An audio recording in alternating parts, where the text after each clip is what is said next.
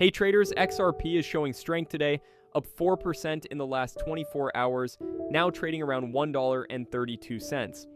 Volume is picking up and the charts are looking green. So here's the big question. Is this the start of the next bullish momentum, or just a short-term trap before another move down?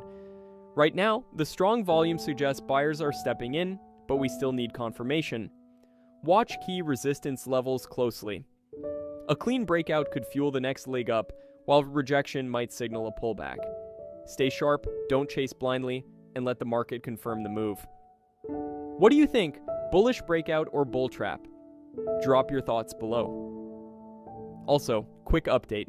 We've just released our latest XRP price prediction update, support and targets revealed. Big moves could be ahead for XRP. We've just dropped our latest analysis with key support levels and price targets you don't want to miss.